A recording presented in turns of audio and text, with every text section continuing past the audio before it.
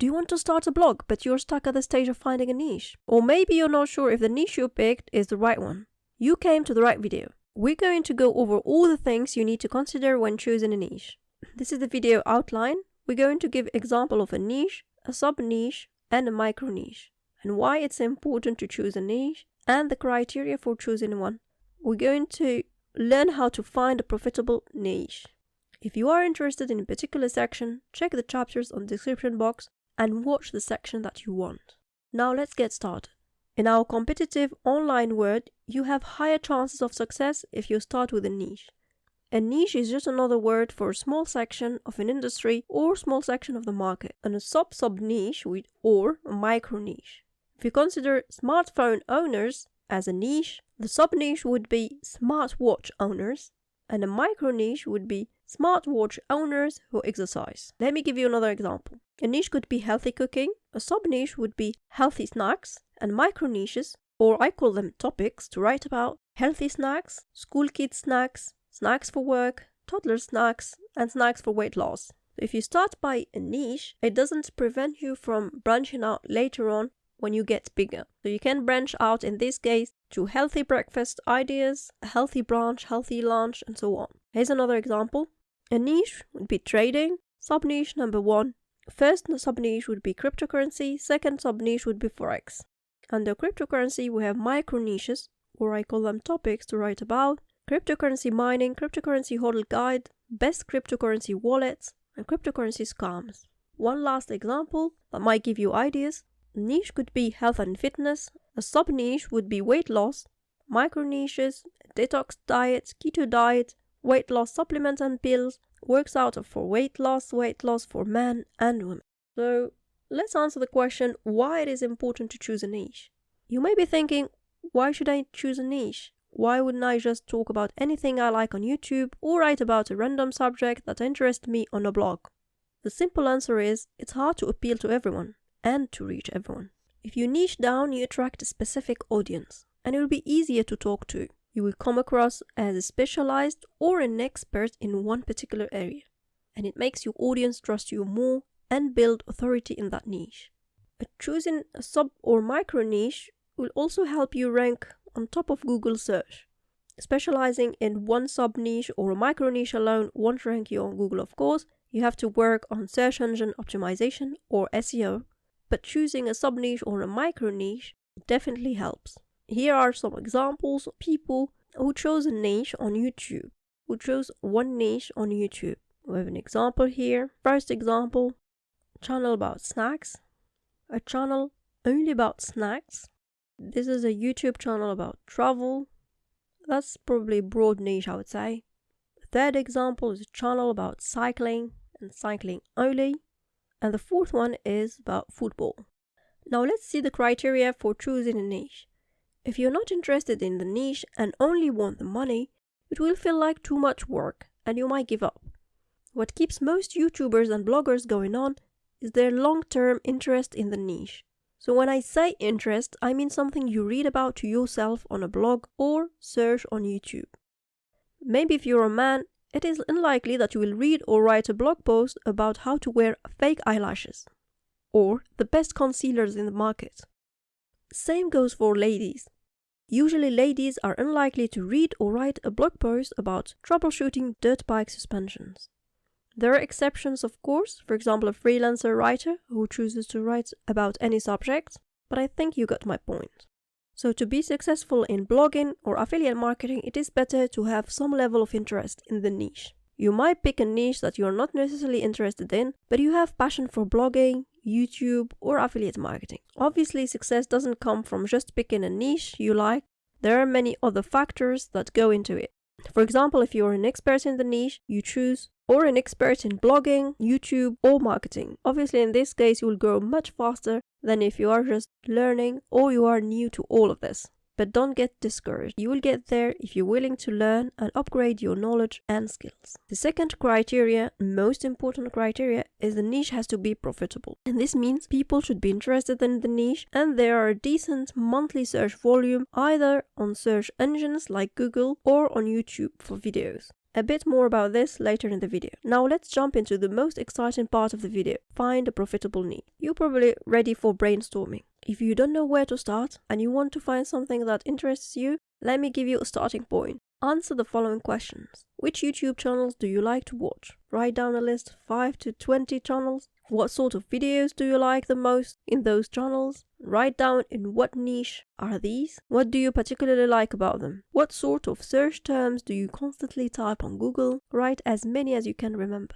Also, what blogs, magazines, books, what topics do you constantly talk about to people around you? Just jot down those things. So, if you came up with a long list and you are more confused than before, here are ideas on how to narrow them down. So you could choose an industry, let's say sports, food, travel, gaming. Then you can niche down by country, region, by language, religion or beliefs, by gender, by age group, by interest or hobby like gamers, travelers, homeowners, freelancers, pet owners, or by profession like engineers, lawyers, teachers, doctors. And here is an example. Let's say the niche is travel. Sub-niche number 1 would be family travel. Sub-niche number 2 would be activity-based travel. And sub-niche number 3, travel by location. Now, under family travel, for micro-niches, you could write about travel with 3 or more children, travel with a baby, equipment or gadget needed when you travel with kids, activities to do with kids, and so on, and so on.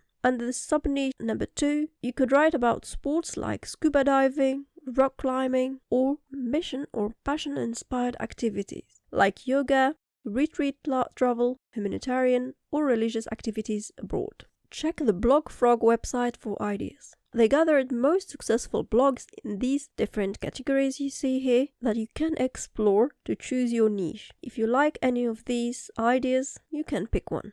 Another idea is you can start a blog or YouTube channel based on your own life experience. Let's say personal story on weight loss, or how you started from the day you heard about freelancing to becoming top-rated freelancer and earning thousands of dollars. Another idea is you can combine 2 sub-niches in one. You may have 2 areas of interest, let's say travel and healthy food. Maybe you could start a travel blog and then suggest places where they serve healthy food when you suggest some cities, or easy healthy recipes for a road trip, or healthy food on the go. I don't know. These are just ideas that came to my mind. Now, let's check how you can validate your niche idea. To validate a niche idea, you should check if the niche has a good number of people searching for it.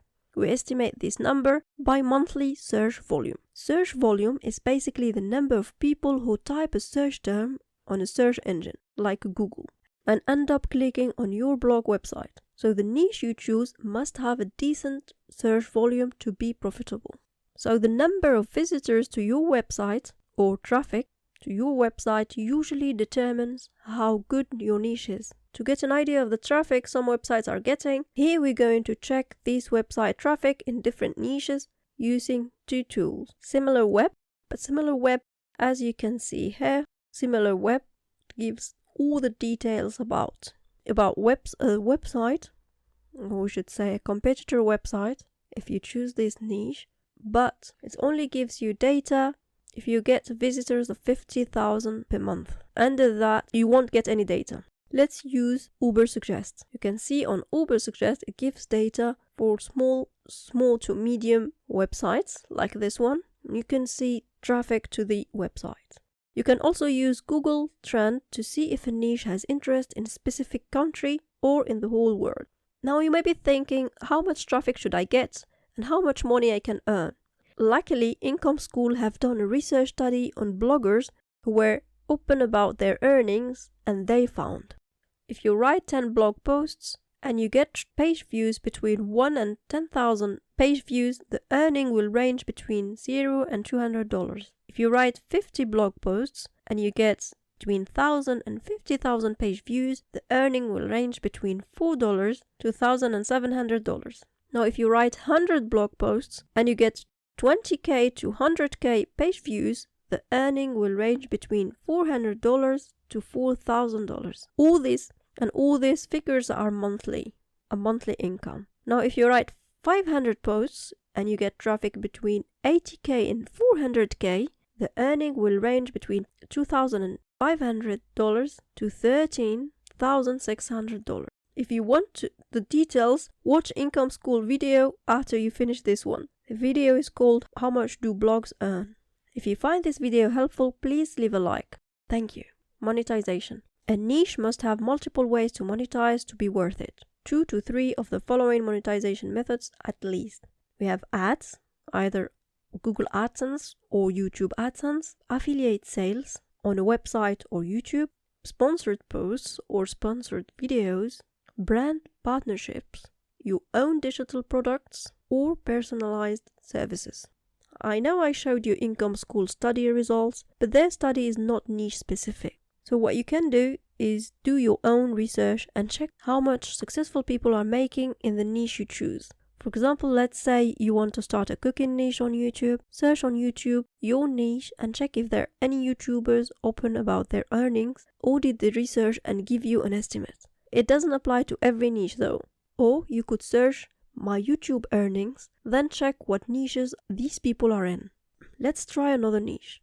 Check if there are other websites or YouTube channels talking about the same niche you want to talk about. If you don't find any competitors, it might be one of the two things. Either there's no audience for that niche, or maybe you're the first one who's going to talk about it, and it's too risky to start a new niche. It might work well, or it won't work at all. So competition is not always bad. You can start in a competitive niche, but you have to have your own way to differentiate your website from others. One way is to add your own experience, opinion, if the topic allows it.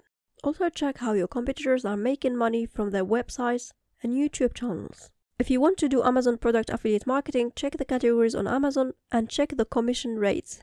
Commission rates. Here's the list of Amazon UK and Amazon USA. Check Amazon commission rates for UK and USA markets to help you get an idea of how much you can get depending on the product or niche you choose. But you shouldn't base your choice purely on the commission rates.